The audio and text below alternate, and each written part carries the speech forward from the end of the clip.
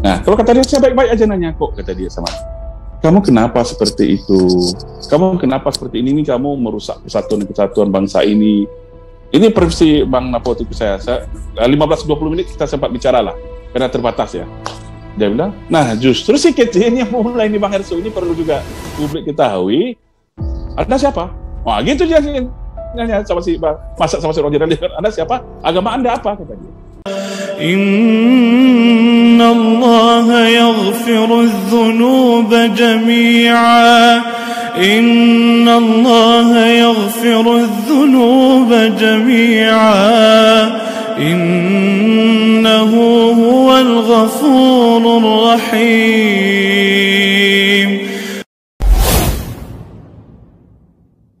Bismillahirrahmanirrahim. Assalamualaikum warahmatullahi wabarakatuh. Hamdan wa syukranillah, salatan wa salaman ala rasulillah wa ala alihi wa ashabihi wa mawalahi wa ba'du.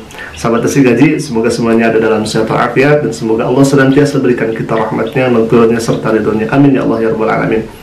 Ikhwafillah, alhamdulillah kita bisa berjumpa kembali di channel Tasik Gaji ini. Dan insya Allah pada kesempatan kali ini saya akan menampilkan sebuah berita yang tentunya menarik untuk kita tayangkan dan kita tampilkan, yang mana berita ini berkaitan dengan KC, Kosman Kostea, ikhwafillah. Nah, seolah-olah KC ini selama ini diberitakan itu mendapatkan penganiayaan dan lain sebagainya. Akan tetapi, kalau misalkan kita melihat dan mendengarkan berita yang bersumber dari Pak Napoleon Bonaparte, dalam hal ini akan diwakili oleh temannya, yang mana teman ini dulunya pernah juga bersama dengan Pak Napoleon Bonaparte, sehingga dia sekarang akan menyampaikan apa yang disampaikan oleh Pak Napoleon Bonaparte terkait bagaimana sesuatu yang terjadi ketika dia berhadapan dengan KC pada waktu itu. Lalu kemudian dia akan menceritakannya kepada Pak Anton ini, yang mana Pak Anton ini adalah temannya dari Pak Napoleon Bonaparte yang semalam katanya pernah bertemu dengan Pak Napoleon Bonaparte. Sehingga hal ini menjadi sesuatu yang sangat menarik untuk kita tampilkan dan kita tayangkan, ikhwafillah.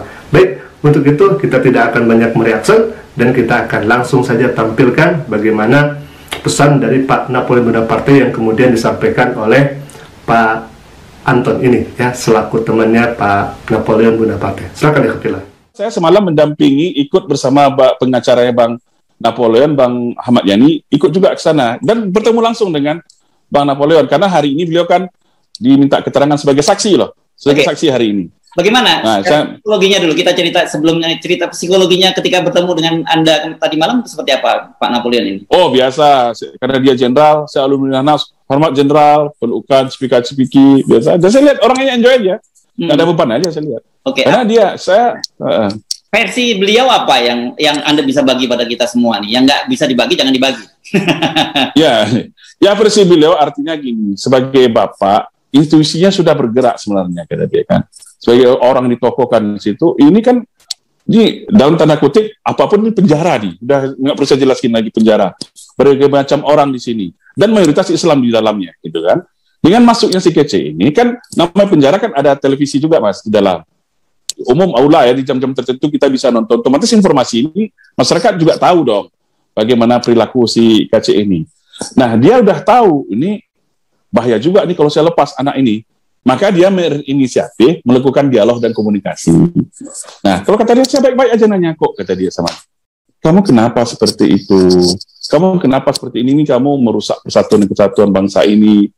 Ini versi Bang Napo itu saya 15-20 menit kita sempat bicara lah, karena terbatas ya. Dia bilang, nah justru si kecil ini yang mulai ini Bang Hersu, ini perlu juga publik ketahui. Anda siapa? Wah gitu dia nanya sama si Bang, masak sama si Roger. Anda siapa? Agama Anda apa? Kata dia. Nah setelah saya Muslim, dibilang yang lain kan, ini Pak Jenderal Napoleon. Nah masa setelah itu orang udah baik-baik nanya sama dia, langsung si kece ini keluar arogansinya gitu. Agama kalian seperti ini, kalian ini udah dibodohi oleh sekian juta umat sama Muhammad bin Abdullah gitu. Langsung diulangi lagi apa ucapan dia gitu. Ya, terus iya semuanya emosi di situlah. Situlah terjadi intensi panas bla bla. Selanjutnya saya nggak bisa ceritakan lagi lah. Tapi yang jelas semua saya kan juga merasakan tahanan. Saya ini nggak oposisi loh. Tapi nggak ada apa-apa di dalam, malah dekat-dekat aja. Jadi artinya seperti kata Gus Nur di podcast ya, saya lihat ini tergantung kepada kita sendiri. Alhamdulillah, kalau misalkan kita melihat daripada tayangan ini, kita bisa menyimpulkan ya. Jadi ini bahasa saya ya, ini perspektif saya. Jadi KC ini diduga di luar tahanan itu kan sudah melakukan penistaan terhadap Islam. Nah, di dalam tahanan pun juga ini KC masih mengulang lagi, begitu ya. Bahkan tadi ketika Pak Jenderal ini melakukan diskusi komunikasi dengan baik, lalu kemudian bertanya dengan baik kepada KC, lalu kemudian si KC ini justru malah bertanya dengan arogansi yang luar biasa, begitu ya. Bahkan Anda itu ditipu oleh seperti ini, dan lain sebagainya. Jadi dalam hal ini memang KC ini sebetulnya arogan, begitu ya. Padahal Pak Jenderal ini bertanya baik-baik kepada KC, begitu ya. Nah, kita akan lanjutkan lagi, Hafil. Untuk sendiri pendekatan kita di tahanan itu bagaimana? Nah, saya kayak Gus Dur atau berapa orang nih, saya punya tanggung jawab moral juga ketika saya di dalam, Bang Irso. Kita gitu, kalau tahanan-tahanan politik orang tertentu pasti kita lindungi. Ya, saya Gus Nur, almarhum Ustadz Maher, termasuk rombongan-rombongan dari FPI, sebelum mereka turun pun kita pasti akan melakukan pendekatan dulu ke warga rutan. Jangan terjadi apa-apa, baiki mereka ini hanya berjuang untuk membela agama dan bangsa. Gitu kita pendekatan seperti itu. Nah, ditambah lagi, ya, mereka pun cepat berinteraksi. Baik, nama orang-orang aktivis itu kan baik, nggak ada yang neko-neko. Nah, beda dengan si KC ini. Si KC ini dia arogan, petentang-petenteng gitu. Ya wajar dong. Terjadi hal-hal yang itu saya nggak bisa cerita apa betul tidak, nanti biar proses hukum yang berjalan. Itu informasi yang saya dapat. Nah, Alhamdulillah, barusan kita sudah dengarkan dari pemaparan Pak Anton ini, katanya kaca itu petantang-petenteng, sombong dan arogan, Alhamdulillah. Ya, jadi wajar gitu ya, seakan-akan si kaca ini menantang kepada jenderal itu sendiri. Nah, itu yang bisa kami tangkap daripada pemaparan daripada Pak Anton ini, Alhamdulillah ya. Silakan kita akan lanjutkan lagi ke video berikutnya. Balik lagi ke kasusnya KC ya. Jadi betul ya kalau menurut penjelasan Pak Napoleon ini sudah ada perdamaian gitu ya sebelum kemudian kasus ini meledak.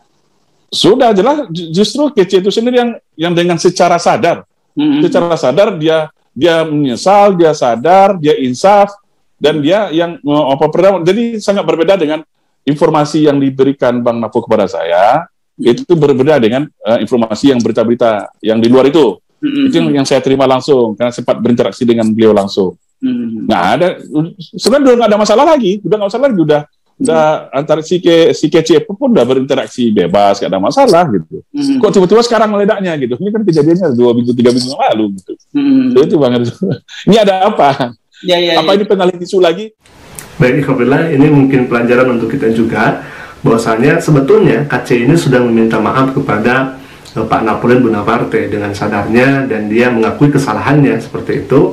Dan memang kejadian ini sudah lama juga, 3 minggu ke belakang itu, alhamdulillah. Tetapi mencuatnya sekarang ini begitu ya, karena memang mungkin dari pihak KC ini ingin mengusut tuntas dan sebagainya, ya itu tidak jadi masalah begitu ya, karena memang hukum akan terus berjalan begitu. Tapi kita sebagai kaum muslimin dan mungkin teman-teman kita di sana orang Kristen, kita harus menanggapi hal ini dengan biasa-biasa saja gitu ya, tidak harus diperbesar juga, karena memang KC ini sudah mengakui kesalahannya, KC ini sudah sadar dengan kesalahannya bahwa hal yang dilakukan oleh KC semisal arogansi dan sebagainya itu sudah diakui bahwa hal demikian itu adalah keliru. Nah, semoga kita doakan saja ya Fapila, mudah-mudahan KC ini terus diberikan sadar oleh Allah Subhanahu wa taala, sehingga Allah Subhanahu wa taala memberikan hidayah kepada KC ini, dan mudah-mudahan KC ini tidak berbuat ulah lagi ya ketika nanti beres tahanannya dan sebagainya, dan kita umat muslimin menjadi tenang, tentrem, adem ayem begitu ya. Baik, alhamdulillah, mungkin itu saja yang bisa kami sampaikan, semoga bermanfaat berita kali ini. Assalamualaikum warahmatullahi wabarakatuh.